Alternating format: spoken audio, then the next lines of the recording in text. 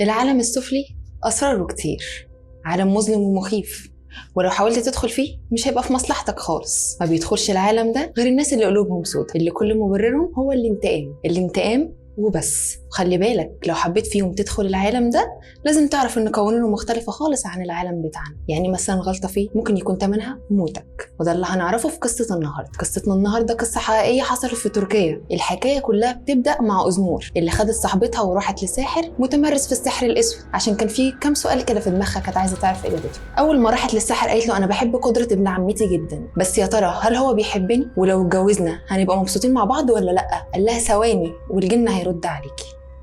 جاب طبق حط فيه مادة سائلة وراح رامي عليه فحم مولع. صاحبتها فجأة شكلها اتغير، بصت لها وقالت لها قدرة مش ليكي، قدرة مسموم، موتك هيبقى على ايده. وراحت رجع شكلها تاني الطبيعي. طبعا اترعبوا وقاموا يجروا وما رجعوش للسحر تاني. عدت الايام وبعد 12 سنة أزنور اتجوزت، بس للأسف جوزها مات وفضلت عايشة مع حماتها. بس للأسف بعد كل السنين دي أزنور لسه بتحب قدرة ابن عمتها، وعملت أكبر غلطة في حياتها. دخلت معاه في علاقة غير شرعية وكمان حملت منه، ولما راحت وواجهته بالحقيقة اتخانق معاها جامد جدا لدرجة اللي هو ضربها وللأسف فقدت الجنين. بس المفاجأة مش هنا، المفاجأة أصلا إن قدرة طلع متجوز ومخلف وكمان عايش مع حماته. وفي يوم وأزنور قاعدة مع نفسها افتكرت الساحر اللي راحت له هي وصاحبتها من 12 سنة. بس المرة دي بقى ما كانتش رايحة له عشان يجاوبها على كام سؤال، لا دي راحت عشان تعمل عمل لقدرة تخليه ليه هو لوحدها. المهم راحت للساحر وقالت له اللي هي لسه بتحب قدرة ومش قادرة تنسى حبه ليه، وطلعت له فلوس وذهب كتير جدا، وقالت له اللي هي عايزة عمل ما يخرش المية. قال لها تمام، انا هعمل لك عمل اسمه عقدة الخنزير.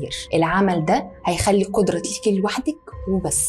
بس الاول لازم تجيبي لي حاجه من ريحه نيسا مراته. عملت نفسها قال ايه بتزورهم وراحت لنيسا مرات قدرة عشان تطمن عليها. بس قبل ما تمشي قالت لها لو سمحتي عايزه ادخل الحمام. دخلت الحمام وقلبته وقعدت تدور فيه عايزه اي حاجه من ريحه نيسا مرات قدرة. لقت في الحمام في باسكت الزباله منديل عليه دم، خدته وراحت لفاه وحطاه في شنطتها واستأذنت ومشي.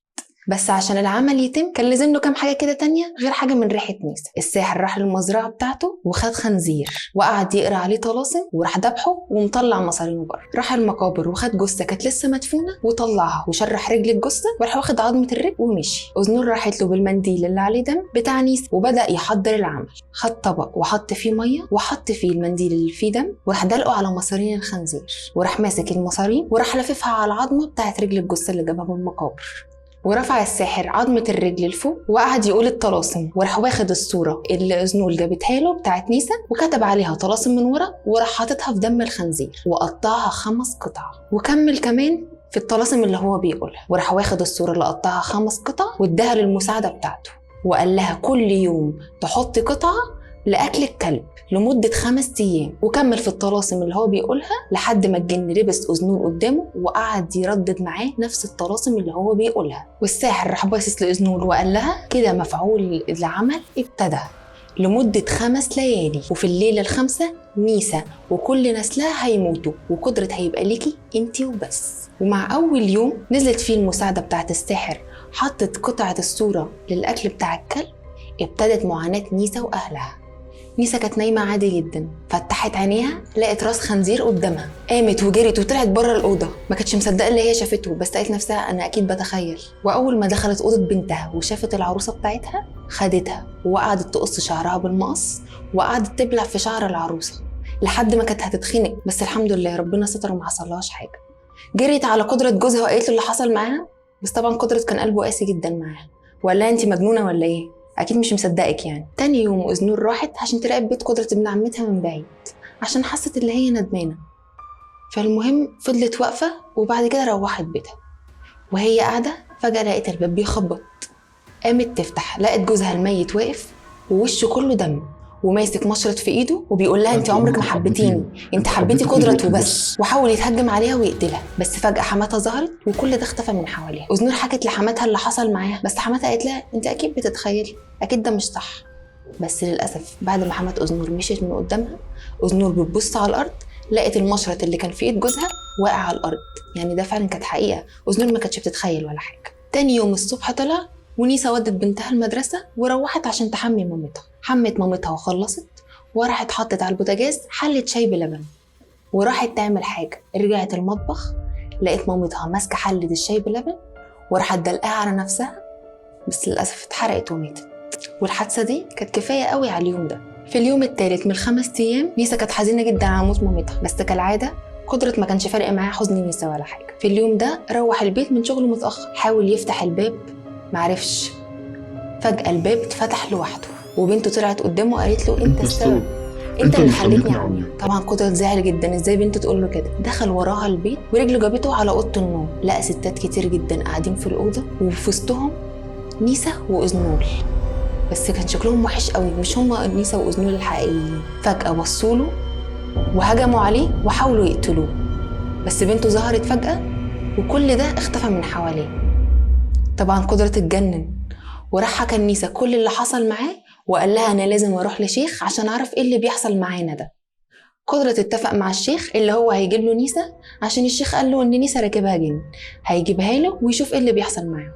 وفي اليوم الرابع أذنول كانت بتستحمى، فجأة النور قطع عليها، جابت شمعة وطلعت عشان تشوف فيه ايه اللي حصل. سمعت صوت بينادي عليها، راحت على الأوضة بتاعتها لقيت نيسا قاعدة على الكرسي وفي ايدها طفل رضيع لسه مولود ومليان دم. نيسا قامت وراحت رايحة لها وقالت لها ابنك ده ابن حرام، غلطتي مع كام راجل تاني غير جوزي. وفي لحظة كل حاجة اختفت من حوالين أذنول، جرت بسرعة عشان تكلم الساحر وقالت له انت متأكد انت عملت السحر زي ما احنا اتفقنا بالظبط؟ قال لها هو انت تقربي لنيسا حاجة؟ قالت له لا انا ما اقربش غير لقدرة بس.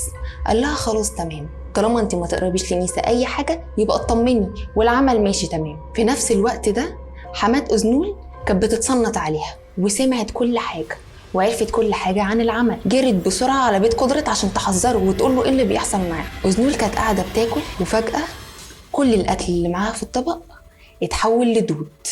فجأة أذنول اتشنجت وكل عظمة في جسمها قعدت تتكسر لحد ما أذنول في الآخر ماتت.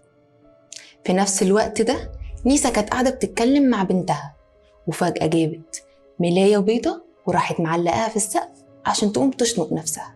وطبعا بنتها كفيفة مش شايفة مامتها بتعمل ايه، فطبيعي مش هتلحق تنقذها. بس لحسن حظ نيسا قدرة دخل في الوقت المناسب وأنقذها. في الوقت ده حمات أذنول وصلت عند قدرة وقالت له كل اللي بيحصل معاهم، استأذنها وقال لها خليكي مع بنتي لحد ما اخد نيسا ونروح للشيخ عشان نعرف ايه اللي بيحصل لنا ده، وعشان كمان يخلصها من العمل. ومع آخر وجبة للكلب وفي اليوم الخامس قدرة خد نيسا وراحوا للشيخ. الشيخ جاب 4 مصاحف وحطهم في أماكن مختلفة وراح واخد مية وعليها قرآن وقال لقدرة امسح بالمية دي وش نيسا. قدرة مسح فعلا وش نيسا بالمية اللي مقروء عليها قرآن. وبعدين الشيخ قال له أنا هقوم أضرب نيسا عشان أطلع منها الجن. قدرة اعترض وقال له لا أنت كده هتألمها. قال له ما تخافش أنا مش هضرب نيسا، أنا هضرب الجن اللي على نيسا. وفعلا الشيخ جاب العصاية ضربة في التانية نيسا وقعت ميتة. وللأسف بعد ما نيسا ماتت اكتشفوا أصلا إن الجن ما كانش على نيسا، ده الجن ده كان في بنت قدرة، عشان المنديل اللي كان عليه دم اللي أذنول خدته من الحمام بتاعه كان بتاع بنته مش بتاع نيسا، عشان كده أذنول ماتت عشان هي كده تقرب لبنت قدرة. وفجأة كل حاجة سكتت والصبح طلع. الشيخ صحي لقى كل حاجة من حواليه متغيرة، بيبص لقى جنبه 4 جثث، حمات أذنول ونيسا وقدرة وكمان بنته. على فكرة القصة اللي أنا لسه حكيها دلوقتي حالا دي اتعملت فيلم كان اسمه سجين، بس نصيحة لو قلبك ضعيف ما تتفرجش عليه لوحدك أو أصلا ما تتفرجش عليه خالص. لو عجبك المحتوى ما تنساش تعمل لايك وشير للفيديو وعرف كل أصحابك بالبرنامج.